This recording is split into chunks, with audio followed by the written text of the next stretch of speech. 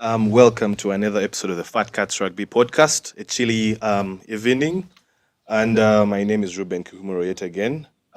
Today it is Bruno Akampa who's around, one of the fellow Fat Cats. Bruno, you have been MIA for a particular number of weeks. Yeah, What do you have to say for yourself? I've been away for a couple of weeks. Work. Then also we're also running something at KPA as Black Pirates. The stand with Black Pirates Yeah. and Black Pearls. We we had a successful, I would say, campaign to raise funds for our two players, Haruna for the Pirates and Immaculate for the Black Pearls. As I talk right now, Immaculate is almost out of the hospital, and Haruna will also be having the surgery later in the day. Thank you all for coming and contributing. It was fun. It was real. We had fun in the rain playing touch rugby. We also had fun watching your cars, also receiving your contributions and raffle draws. It was fun. Good to be back. Yeah, that's great to hear. And maybe just a bit of an introduction of today's guests, starting with the one that is just directly opposite me, Chris Blattah, the PRO for the Jinja Hippos Funds Committee, or the High Command, as he was Yeah, the high calling it. command. Yeah. They've been doing some really, really great work in mobilizing to support the boys for their games, regardless of whether they're traveling, whether it's to Entebbe, whether it is in Kampala, whether it is back home. They have really been doing a big job. And to my right, Mr. Ntende Kenneth, a very, very prominent entrepreneur. He has also had a history being a rugby player, but also in rugby management as well for a club. Um, Ken, as I usually call him. How are you today, sir? I'm okay, sir. How are you? Good. From afar, you had taken a seat back away from rugby. How have you been seeing how things have been going from your perspective? Honestly, besides the small wins that come on the international scene, it looks like most of what's happening on the local scene is give or take a cent. Nothing has changed. If you're to put a yardstick in 2018 and now, the difference is quite small, to be honest. Yeah, that's interesting. But we're going to dive a lot more into that a bit later on. We are going to first shine a light on a topic that I think we should have a couple of weeks back, but we decided to give a bit of a priority to the women. Jinja Hippos breaking the, should I call it a duopoly or the dominance of the big three, Pirates, Cobs, and Heathens, to get their maiden trophy, which was the National Sevens Circuit Series. Chris, Yes, what please. emotions did that kind of success bring to you as a person, and maybe to the fans as well? Uh, Thank you. Now, you see, as Jinja Hippos, there are so many things that we've been going through. Okay. It is a club and a group of people that have been prepared for anything that comes across. So emotions that may have come then is that the boys' mindsets have changed from being number 3 in the 7th circuit Yeah. now to a champion. So it really motivates them so much, and what we're looking up to now is to continue And keep it up. and continue with the momentum of engaging them in whatever can help them achieve all the goals that we need. Apparently, Hippos, the fans, the high command, the one you're calling the committee. That word really disturbs so many people. But then the high command, which is the committee that manages the funds or represents the funds, it's a committee that takes the views of the fans back to the ExCom. We've really done well, and we believe there is something we call unity, and we're still fighting for the unity. And that championship alone has really created a very good rapport between us and the ExCom. So we advise each other. The emotions of progress have really come on board. Yeah, that's great to know. Just observing that the level of being vocal, both on social media and on ground, has been immense. Usually, it used to just be heathens that had the strongest following in regards to the fans. How did you guys come about with organizing yourselves as fans to be able to follow your players? regardless of where they are going to play? Okay, first and foremost, I would love to thank Nile Special or Nile Breweries in particular. And then I would also love to thank the fans themselves, because not whoever you see on the pitch contributes financially. Yeah. Sometimes you have to get into our pockets because we need numbers. We know there are boys and girls that really love the game. Leaving them behind may make us lose funds and future funders of the club. So motivating them from where they are, taking them to where we need them to be, is through helping them reach out to all games that we have as a club. And besides, earlier on, like you said, it was Heathens. As I was growing up, I was a very good fan of Cobbs. So I've seen all these battles of Cobbs, Heathens from, I think, childhood, being somewhat related to the then players of Cobbs like Mudola and all that, the entire team. I had around 3 brothers or uncles in that team. So it would force me to leave wherever I was to go and watch Cobbs play because I was watching relatives. I saw the vibe. What I've brought in as Hippos is that people have been going in for rugby to chill. Now rugby is for, it is something that you go in to spend time, like chilling, and then also in future, I think it's going to become business. You see, when you start getting following, the future of the sport becomes brighter. So for us, we didn't based on who is working in which office. Of course, some of us have different offices we work in, but we considered even the most local person. How do we engage the most local person into the game so that the future of the game does not only based on people who sit in offices? Let it go everywhere. When the game is spread everywhere to everybody, it is easy for it to yield results. Yeah, maybe last, particularly looking at the team itself, it's a team that we have seen grow from a team that was specialized as a sevens outfit, and then coming into the 15s fold, struggling here and there. But they're now not the kind of team that you can just meet and want to undermine for other opposition that's playing. Especially when you're playing them at home. Especially when they say the games at Dam Waters are really sticky affairs. It's never easy. Yeah. Maybe you could paint a picture for us, a bit of a behind the scenes. How did the progression come up for the team from these young lads who many of us did know at that time, and now these players who are becoming household names? What can you tell us about that growth up to this stage? The structures, and are there any feeder teams, any plans for continuity? What I can tell you is that as Hippos, you see, this is a club that began in 2013. It began with the secondary school boys. And in 2013, those boys, I think, had just won, was it either 2013 or 2014, when they won the East African Schools Championship. The very boys you're seeing on the pitch are the very boys that won the East African Schools Championship, the sevens. So we began small. Why did we have to? Let me first inform you why we had to participate only in the sevens. Because we didn't have numbers of players. So we concentrated on the number that we had. We were not even more than 15. So the only route we saw was the sevens route. When we got into the sevens route, the boys concentrated much. Fact that they've grown up together, studied together, been together, they are like brothers and sisters. Even when you find them quarreling at night, when they get on pitch, they become brothers. So when you tackle the other one hard, the other one feels bad. So they want to, you see, it is a club that has been together since childhood. We have others that we just bring in a few, but they cannot take away the brotherhood that is within the players.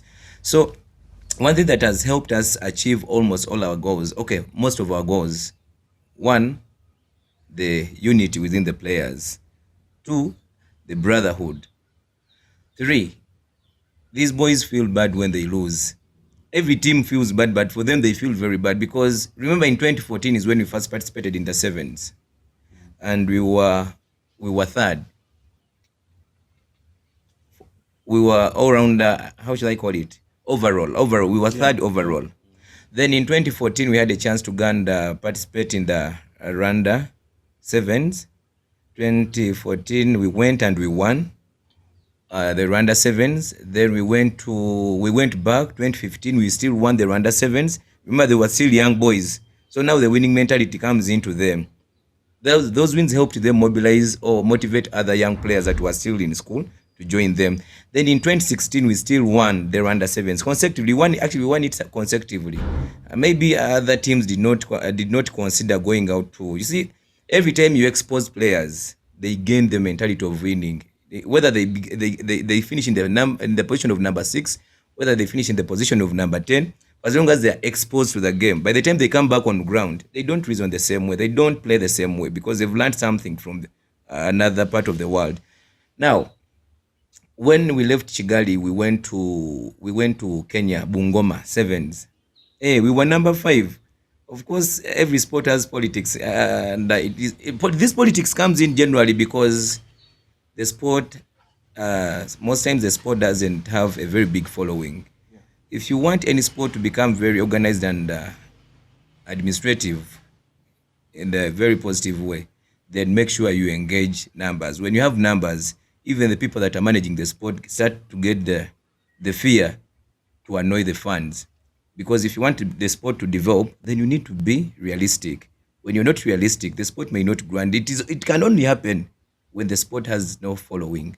When the sport gains following, there is nothing like we are cheating the other. And of course, you will cheat, but at the end of the day, the following shall start complaining, not the management, but the following. When the following starts complaining, definitely management or whatever institution that is managing the sport should have to change in the other way around. Yeah, I think that's very interesting. But before we continue with our conversation, just to let the people know where we are, the Fred and Winnie B&B, which is located in Kisasi, and it's a homestay featuring 10 self-contained private bedrooms consisting of 2 deluxe doubles, 3 standard doubles, 1 deluxe twin, and 2 standard twin bedrooms. The unit comes with a fully equipped kitchen, power backup system, Wi-Fi, laundry services, and a chef to cater for your every meal. Guests at Fred and Winnie B&B enjoy a sumptuous buffet, breakfast with a choice of selected tropical fruits and juice. Pick up and drop off to and from Ntende International Airport, as well as transportation around Uganda. Can be arranged if booked in advance. For bookings, call 0752693369. And just let them know that a Fat Cat sent you for amazing offers, especially as we are going into the festive season. Before I bring in Ken, Bruno, looking at the Pirates' strong movements, the Pirates fans as well, it's by the way great to see that the fans are also organizing themselves in various teams. I've just seen of recent, I was followed on social media by Buffalo's fans page, which shows that they are also trying to take an initiative to make themselves as a collective group that can support their team. Looking at what the Hippos fans have done, what are your thoughts on that? And also, what do you think that fans can do to work together, not only within their clubs, but as rugby in general? Thank you. I'll start in the perspective of people's fans because that's the one we are taking. That's the direction we are taking. I was amazed last season. Jinja Hippos has always had fans as a team, but there's this time last season when Pirates were playing. It must have been the second last game of the season. We were playing Hippos at Dam Waters, and my oh my, that was a proper fan base. It felt like a traditional dance crew that welcomed us, and they were one side. It was hard for us now to attack the other side. It was going this other side. It was amazing. It was one of the best and entertaining fan base I had seen in a while. Much as we later had another huge fan base at the Pirates Sevens game. But talking about your question, I think it's high time now that clubs valued the fan base part of the club and the sport. I mean, way back, like 10 years ago, it used to be Cobs. We are sure we shall have people to shout Cobs, Cobs. We shall have people to shout Heathens, Heathens. And the boys would go, play. But right now, it's now a point of a fan base now even having an administration. It's amazing to see clubs now have fan base accounts, but it's also now vital to have an organized fan base on the pitch, a fan base that knows the rules and regulations of clubs, a fan base that won't be involved in any immorality, like we've seen in these other sports where some fans now, when they lose, they Zero take it to bottles. themselves to stone the other rival, the opponent fans, which is not good. So it's now a thing of having organized fan base in a community, sensitize them about the rules and regulations, how the club is set up, where to take maybe a complaint or suggestion, the heads of funds, and it will be amazing. And then also that's how, if the fan base is organized, that's how you find yourselves in activities. Like, let's say you need a fan base contribution, maybe to any activity, maybe a surgery, or maybe a club is in a slump or financial incapability, and maybe fan base has to come through, or fans starting up an association where they can always address issues and also plan for the excom. I mean, the fan base is now part of the sport, part of the clubs, which has not got to be ignored. And like he said, it's now part of engagement into the community. It's now beyond we ango hobbies. Now we have to rally behind hobs. No, no, no, no. You now have a community to be part of. I mean, I'll tell you this, in lockdown, we had many kids who were at home, and having an open pitch at Kings Park Arena, we would have many kids and other teenagers from the community around Boyogede to come and play. Then they would engage the people that manage the arena, like the masters. Can we also learn rugby? And I can tell you, from the from the kids and teenagers that learned rugby in lockdown, we had over five guys that played for Sailors in the Central Sevens and in the Invitational National Sevens. So it's it's the fan base is now growing to a community, and you have to go to the physical community as well and engage. Yeah, Thank you. that's, I think, a great experience. Before I bring Ken in, just something that popped up while he was speaking. There's been a bit of grapevine going around, apparent behavior that is not rugby like, for games in Jinja by some fans. I don't know if you have a comment on that, or is there anything that is being done to mitigate it if it is true? Thank you. Now, like Bruno said, you see, when you engage in community into rugby, you first engage them before you teach them. So you first have to motivate them to love the game.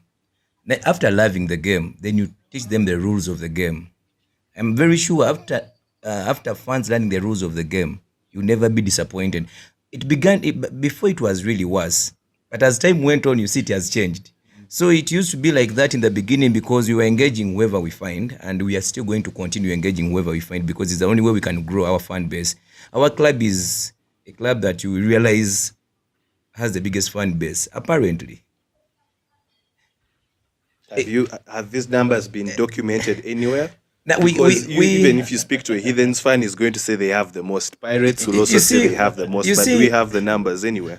You see, Damotas is not like Chadondo, and Damotas is not like Legends, where we have people going there to drink every day. And then they just love drinking from a place and they become fans of the club. But guys also come to pit stop. They come there on weekends. They come there on weekends. Now, one thing you're going to realize about Damotas is that go there during the week. You will not find anyone there. But then, when rugby comes back, there is a way we try motivating them. Some of these guys, we go to schools. Remember, Jinja Sess and Kirako Djibouti could be feeders of Jinja Hippos. Yeah. So these boys already have following from schools. They have following from their colleges, universities. So when they come to play, they come with friends. And when they come with friends, some of these friends don't know the rules of the game. So we've taken the initiative now to start training all the fans. We are starting to organize workshops where we engage fans and teach them the rules of the game.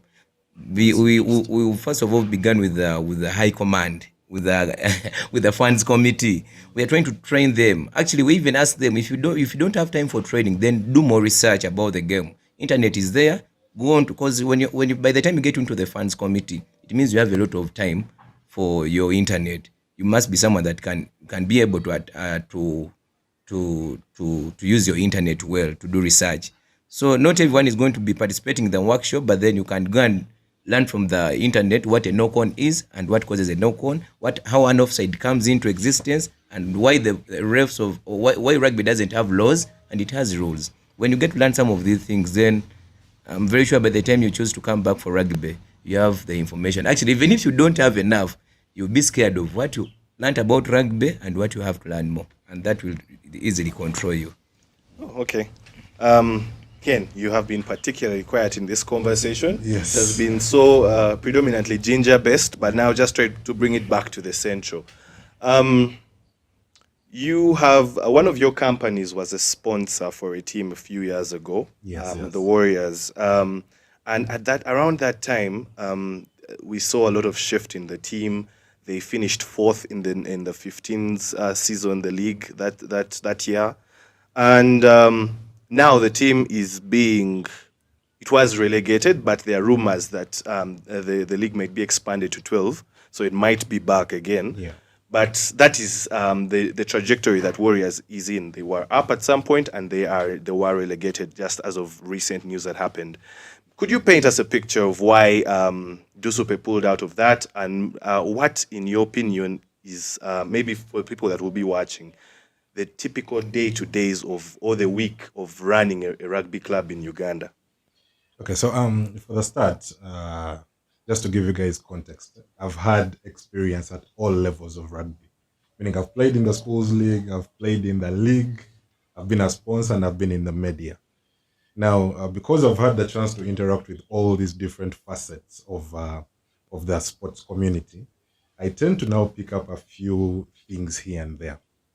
And to start with, when you talk to um, the teams themselves, the main thing they will be talking about is, you need to take care of us. You need to take care of that. We have injuries. They are more self-centered. It's about them. Yeah. Then when you go to the rugby union, we're the ones who are building this thing. We're the ones who are doing this. It's literally about the union. Now, the one thing they forget is the guys that actually bring money into the sport are the sponsors. No one is thinking, what value are we going to create for that guy, so that guy, as opposed to him coming for one season and sees nothing and he goes, I create something sustainable for them. And the sustainability, I mean, number one, how can you grow your social media following so that this guy begins seeing some traction coming? How can you be part of their adverts? How can you take part in corporate social responsibility campaigns as part of the business, so that those businesses tend to see that, okay, do you know what? We have options of where else we could be spending money, but because of this extra value that these guys are giving us, it makes more sense to. So that's why you'll notice, besides the few tier one sponsors like Toyota, who the decision comes from abroad, all of them come one season and go. Yet, based on our economy, you need to understand that the bulk of the people that can sponsor rugby clubs are mid-sized companies. Meaning, for that person to stay with you long term, you need to begin thinking, first of all, as a union, how do we encourage these people to stay? Because, like I said, we're focusing on us and our problems, and you, the union, and your salaries, yet the money is supposed to come from those people, and there is no value that is being provided from the sponsor's point of view. Like I said, it's a general trend, and the moment we figure out how exactly are we going to give these people who expand the sport and give us the money that we need, the sport is always going to struggle. So yes, back to the question. I was involved in Warriors admin. Of course, I had different intentions, and there were a couple of tests I was running. But yes, the concept was the same. Everyone feels like it's us. Give us money, give us, we're rugby and we're doing these things. We need to expand the sport. But no one tries to go to the person sponsoring the money and telling them, do you know what? How best can we increase the value for you? How can you do we need to go to TV? Where do we need to be going? ROI. Yes. where is the return on investment for you to keep investing? And that's the only way any logical business is going to pay attention to rugby as a sport. So yes, in a nutshell, yes, that's from my point of view. Yeah. Also, just asking. Yes. Maybe if we were to break down sponsorship, what exactly does sponsorship mean for sports in Africa? Many of the teams and the leagues in Africa do not have the kind of brand following that, let's say, you see in the USA with the NFL and the NBA, or in Europe with England, the Premier League and everything. Yes. So, what does sport mean? Does it necessarily have to always be monetary, or are there other ways that teams can look at at sponsorship rather in Africa? Personally, I'm not a believer in taking sponsorship in kind, first of all, because you're giving people a scapegoat. If we have the option of giving you money But and beer, take for instance, and beer, we'll give you beer. sorry to interrupt you, but Yes. just take for instance something like media coverage. There's been a lot of debate about NBS sport. Again, through grapevine. I say grapevine so that we do not come off as people that are giving out news that hasn't been given out yet.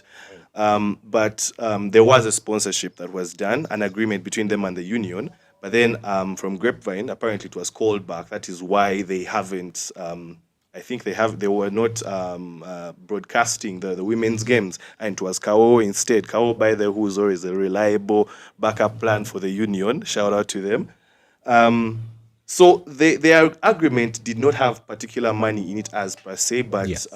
it was, we are going to give you coverage in exchange for maybe something on their end. Maybe they have a particular percentage on advertising as and when it comes. So don't you think that maybe sometimes that kind of sponsorship can be beneficial, because ideally the sport needs the mileage? Of course, right now, any kind of sponsorship can work.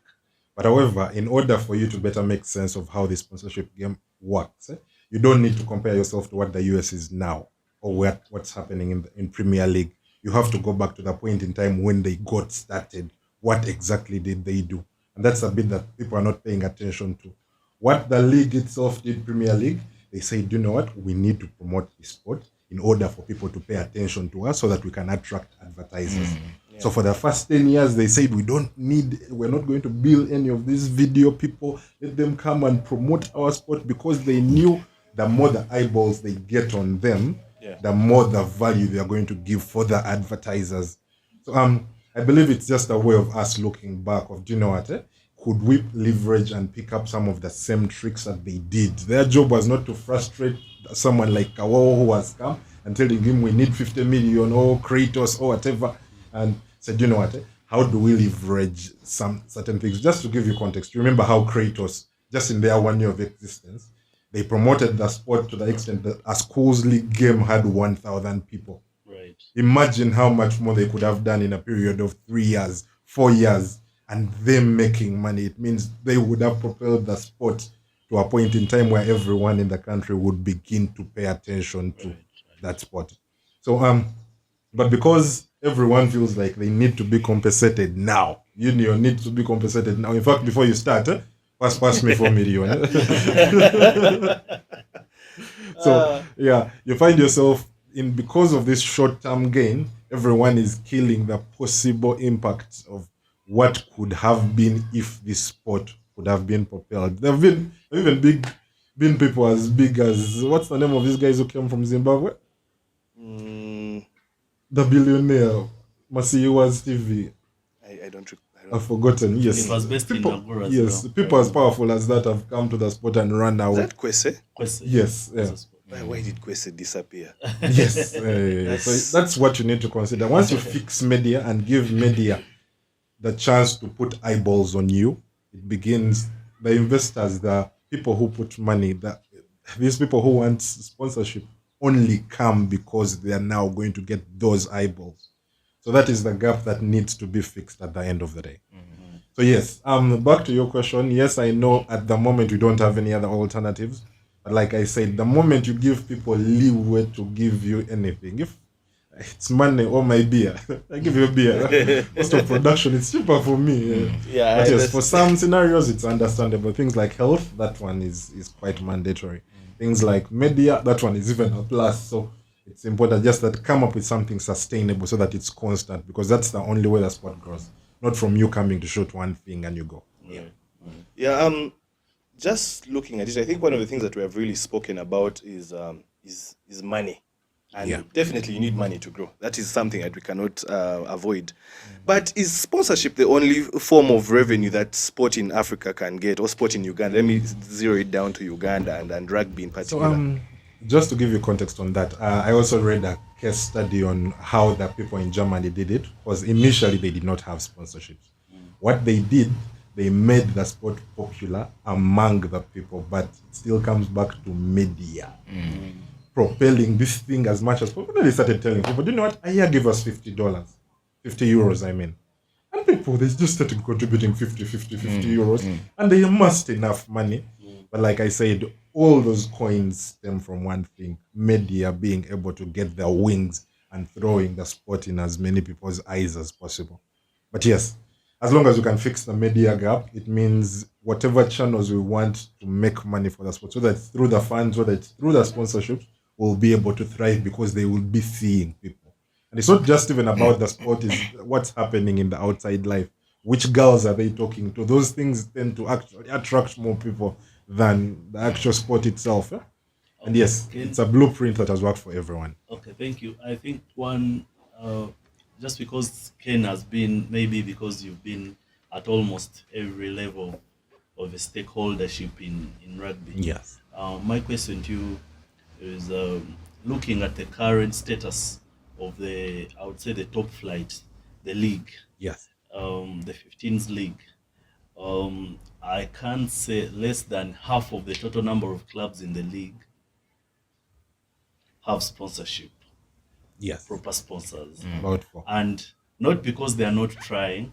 I believe the administration and the management out there is trying, but they've probably been pushed away or put in the corner or told to wait, or we shall get back to you. Yeah.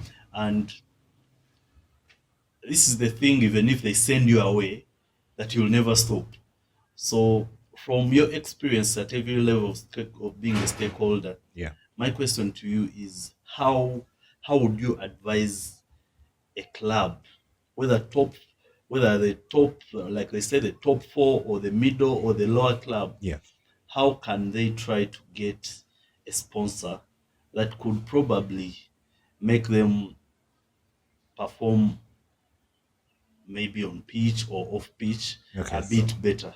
So step number one, you actually need to understand what is the value proposition in it for the sponsor. So most people are just going there to say, can you sponsor us? Can you sponsor us? These are our expenses.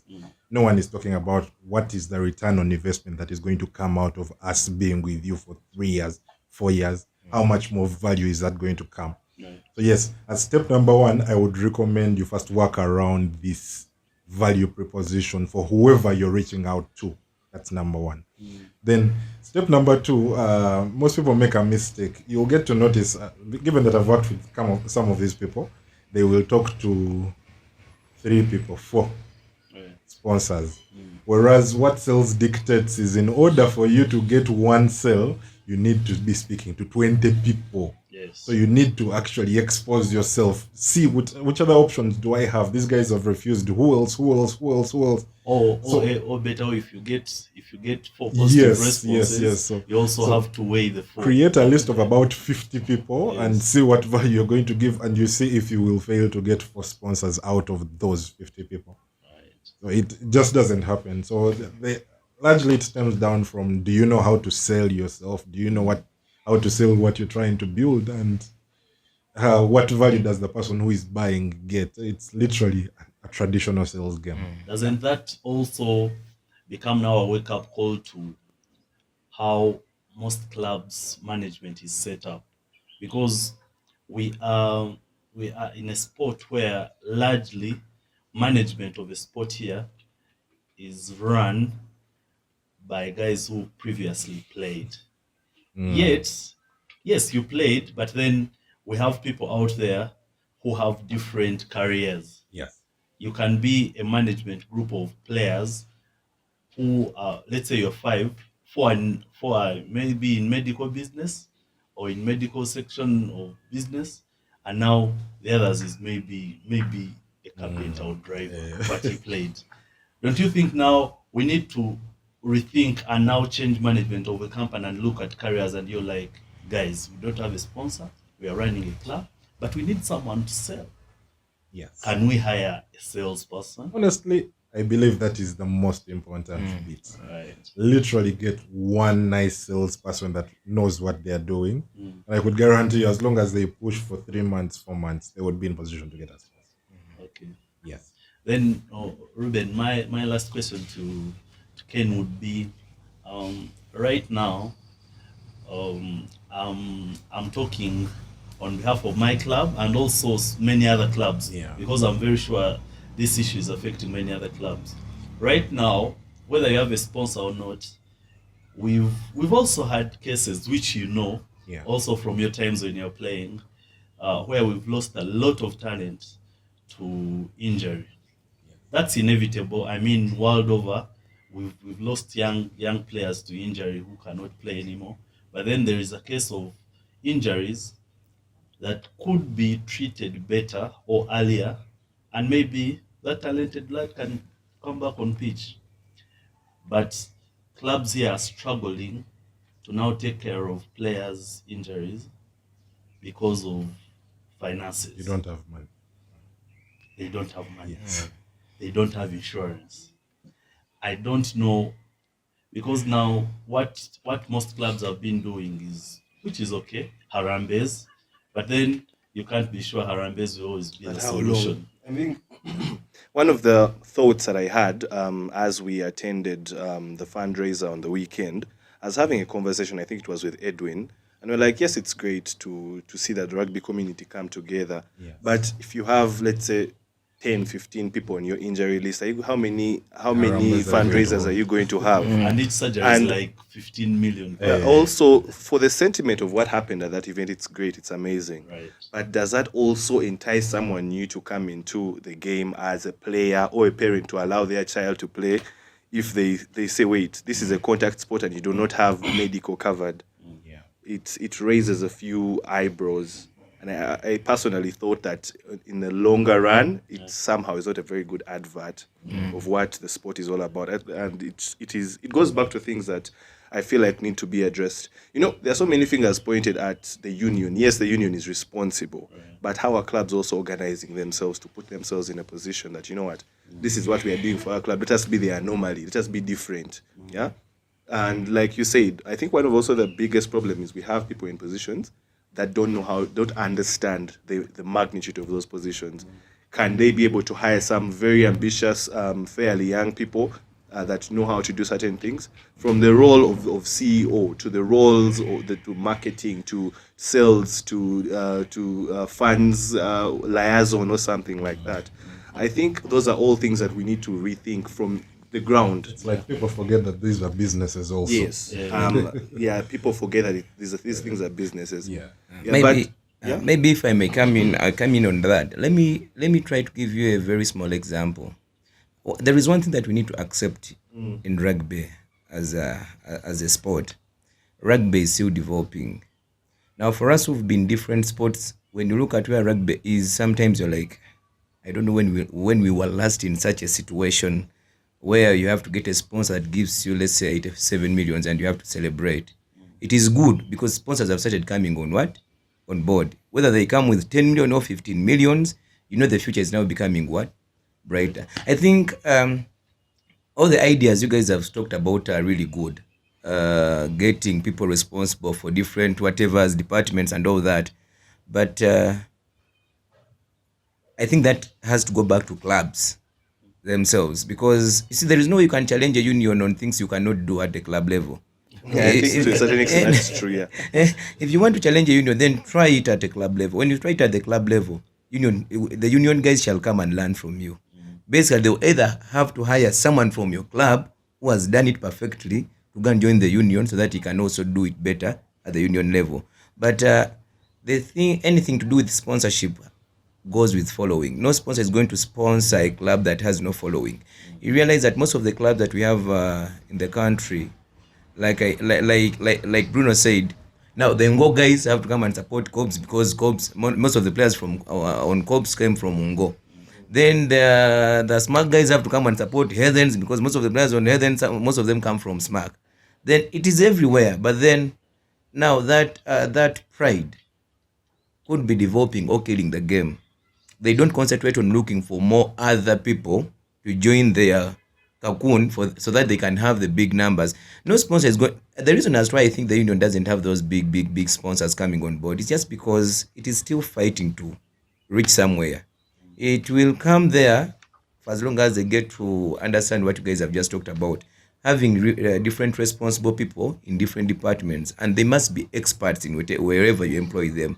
Not saying that if I, Blattah, did not play rugby, I cannot stand in for rugby. Yes. Because I may not be good at rugby, but then I may be good administratively in sport. Yes. So they also need to organize some administrative courses that do with marketing, this, that, and then they ask clubs to engage their representatives. There is no way they're going to just wake up and get sponsors at the union level or club level if you've not trained, if you've not employed or even gotten people that are experts in different departments. You realize now that in rugby we have so many coaches in conditioning and what? Strength and conditioning. But then when you go around looking for a marketeer from the union level to club level, people that can do marketing for clubs, because all we're talking about is sponsorship. Sponsorship goes with good marketing. You cannot get a sponsor that comes on board to market something that is dull. So that's why you see at our club level we are trying very much, and you never see us blaming union. For us, we don't blame union because now we know where union is finding it hard. Where union is finding it hard is that clubs have failed to do what is necessary. Let the clubs first do what is necessary, mobilize funds. Let the clubs have. You saw when our team was playing here, the ladies team. Again, they had first talk to these guys. Please come to Chadondo. It would have been the people from Mutundwe first who were near the pitch to come and enjoy the game. Yeah. But we failed to have a team maybe coming from Mutundwe that can have a following from Mutundwe to go and watch rugby games at Wankurukuku.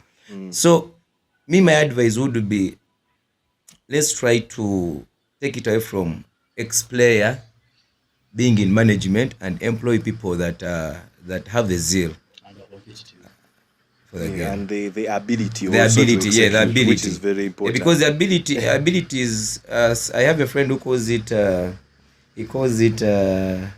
I'm forgetting the word he normally uses, but he calls it incompetence. When you're employing someone, you should employ someone that is competent according to what you want. And how do you employ someone that is competent? By making them informed. You cannot employ someone who played the game but doesn't know about what you're doing. You can have a lot of guys that play the game but they cannot do marketing. They cannot do good administration. So you can have a very good organized committee that is full of members, not administrators. So at the end of the day, you're going to lose it out to other teams that are going to become organized. Yeah, I think that there's a point there. I'm glad to see that, especially from growing as brands, that teams are being intentional, clubs are being intentional in trying to create the other wings of what they're all about, the fans' wings. Because I always have this conversation with people, and I think that rugby in Uganda should not be sold as a sport. It should be sold as a lifestyle. So that you're attracting even the person that doesn't understand what the game is all about, because there are so many rules. It took us, even us the ones that understand, a couple of years to understand it. But because we're just maybe in positions, the schools, friends that really forced it on us until we loved it. But then maybe the other thing I would love to add on is, you see, the club rugby, I don't know, but I usually advise my colleagues at the club level, stop thinking that every friendly game that you must be at the rugby pitch, because you're not attracting anyone at the rugby pitch. The people that we want to fall in love with the rugby outside the rugby pitch. Take this, instead of waiting for the union to bring the games to Wankurukuku, Bugembe, Fort Porto, blah blah blah. The clubs that are within such areas, let them try to find a way of attracting people that are near there by playing at the different pitches around there. At the end of the year, if you're going to play a friendly at Wankulukuku, not because there is a Africa Championship qualifiers, blah blah blah blah, but going to play as a club, let's say Pirates going to play at Wankulukuku. If you're going there, you have people that are supporting Pirates and come from Wankulukuku, around Mutundu area. They're going to mobilize their colleagues to come and watch the game. Then you'll be taking the game more to the community. But when you keep on having friendlies at Chadondo, Dam Waters, having them at KPA, Legends, I don't know what kind of mobilization is that. You're going to have beer drinkers and chicken eaters. But I think, to a certain extent, especially what Pirates has done, moving away from Legends was one of the biggest things I think they ever did. They now have a whole different area that they are controlling, and they've really been trying to engage And the with the new schools and the following. community there. I think it is good. And actually, it goes back to one thing you spoke about, cocooning. I think rugby for the longest period of time has cocooned itself because many of the dominant teams were in Lugogo. So how do you expect teams to grow, or the sport to grow in general, when there is that kind of dynamic for a long time? Maybe just on that note, Ken, how now? Yes, you say that to a certain extent we shouldn't blame the union, but I feel like the union is responsible. Honest.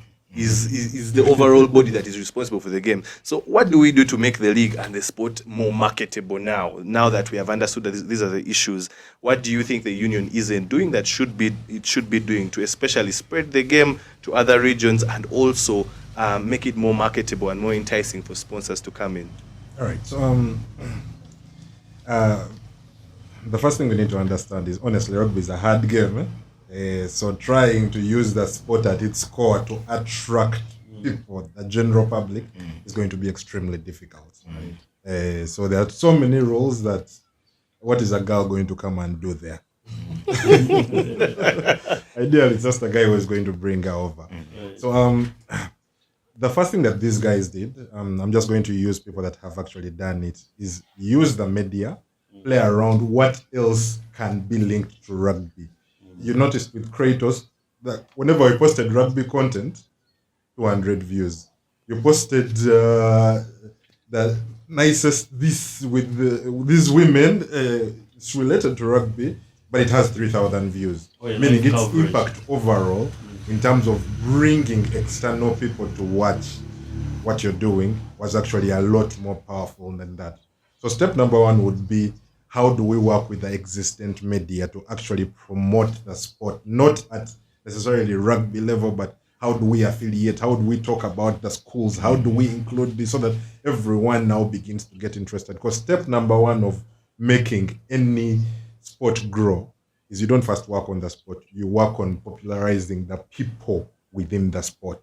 And the way you popularize people is by talking about their wealth, talking about their women, talking about this, so that now their lives begin to attract other people. And the only way you do that is by getting a competent marketing powerhouse or a media platform that is literally focused on putting that to life.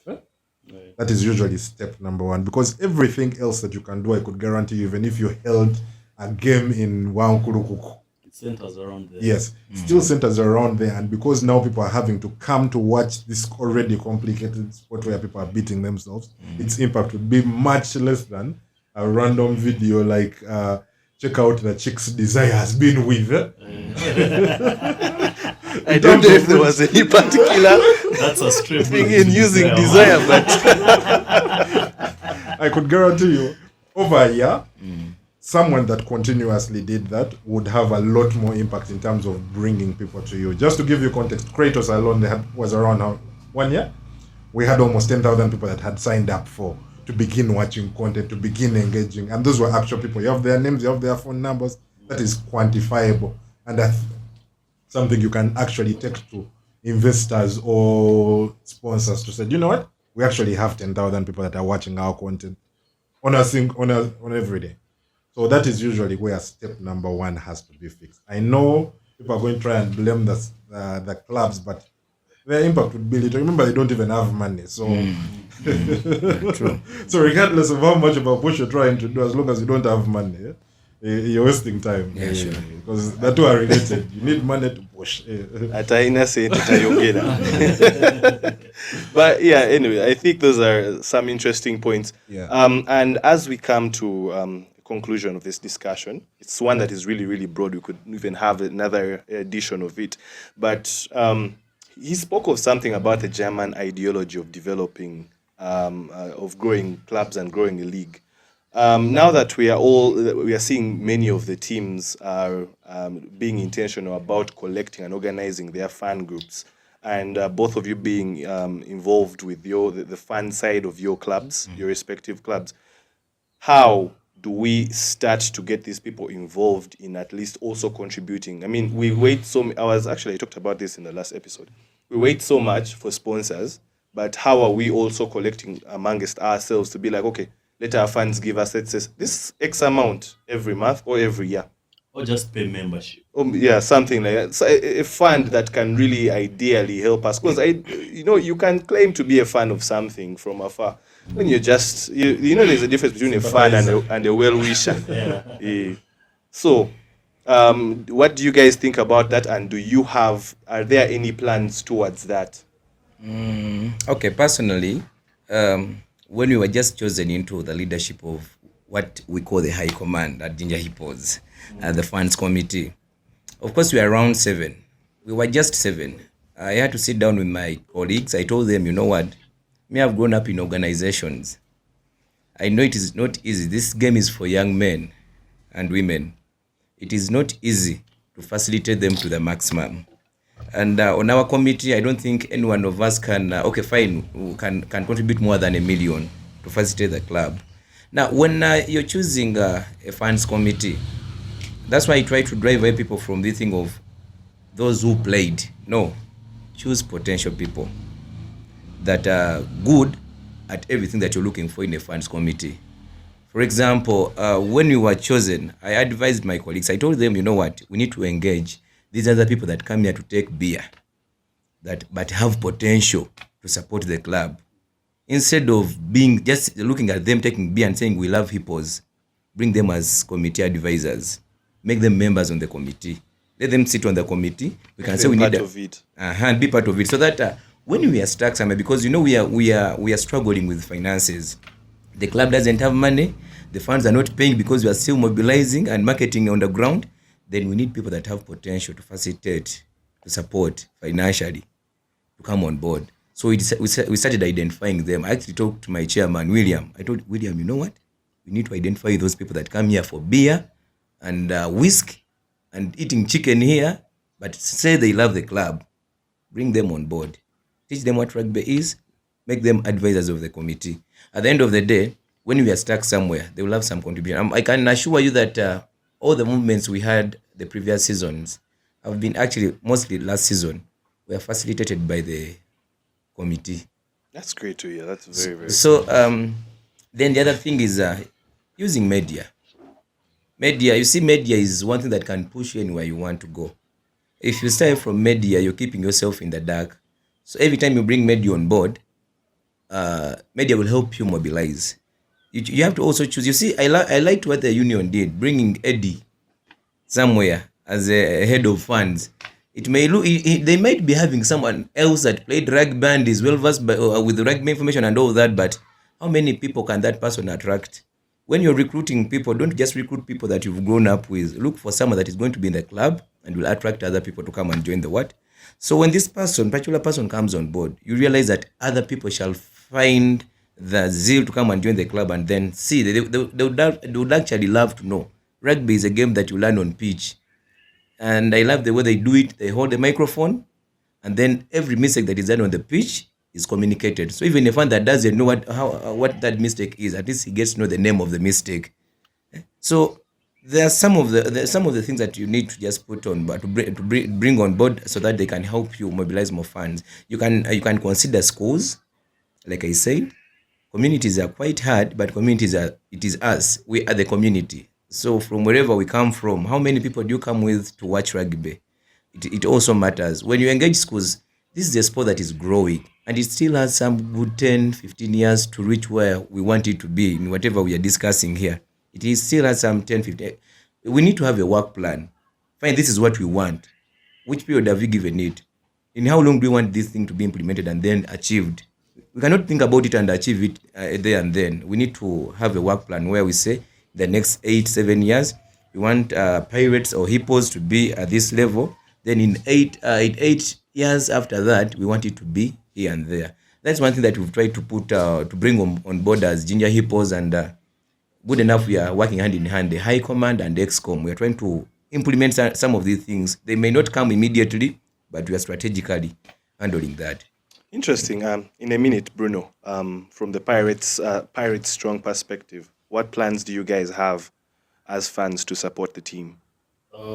As as first of all, from a club level, you have to understand what, as you grow the fan base, what do we expect from the fan base? As fans, now we look up to more subscriptions, paying membership for the club. That matters a lot, not only to the club but also the fan. As a fan, now because you're addicted to the game, when you pay membership, now you have a say. You can bring in a query or suggestion or anything, and you're also eligible to attend maybe the AGM of the club. So paying more membership and also making the match and more replicas and anything club related merchandise available, and then the fans can buy. That's part of supporting the club, growing the club. You don't want to miss out talent because of finances or because of injury for a long time. No, because you've supported, there is some money that can cater for the players' welfare or even an injury, and then also and participating in more activities that bring that bond the fans, like what we always do, the fans day out at the rugby chill or the sports day at the touch rugby competitions and football and any other sports related thing. Engaging in those activities that bond the fans together, you are bonding and as well attracting the new fans. Yeah, I think that is that's very very good what you guys are doing. I've seen those fans activities. They're really really good for trying to get people interested in the whole setup, the whole organization. Just in a minute, yet again, Ken, um, you have been part of sport. You had taken a seat back. Do we hope to see you partake in sport or particularly rugby anytime in the future? Yeah. So do I have first answer the question before? Because I have a point there as well.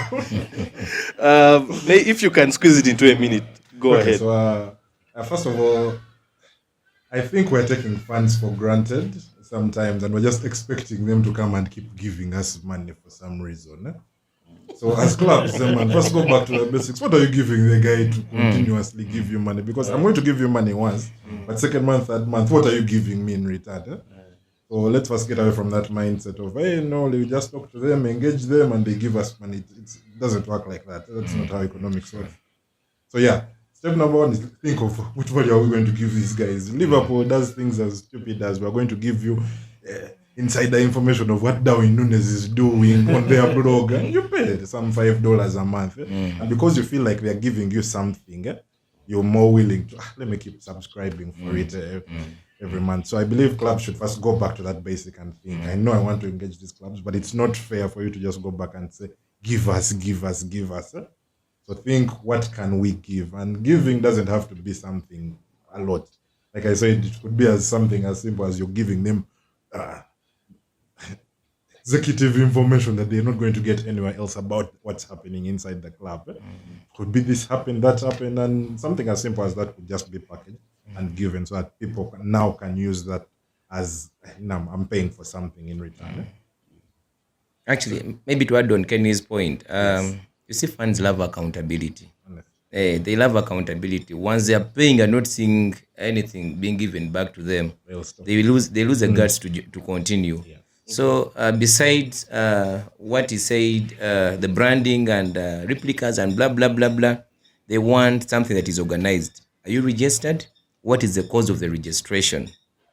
And if the cause of the registration is to support the club, you will have so many funds. Then what kind of game are you playing on the pitch? Because fans don't want to support weak teams. Much as you want fans to come, then you should also emphasize a good play, a good game on the pitch. Once you have a good game on the pitch, even the one that is staying in Kitgum will visit Kampala, watch Pirates, and would there and then feel like I have to support rugby. So that entertaining rugby, that good game strategy, game structures, and all that. If you win games, fans shall definitely. So we may consider just mobilizing funds, but then forgetting to advise the technical side that you should also work hard, make sure the team plays well to make it easier for us to mobilize what? The funds. Okay. Yes, Ken, and my the second final question. Yes.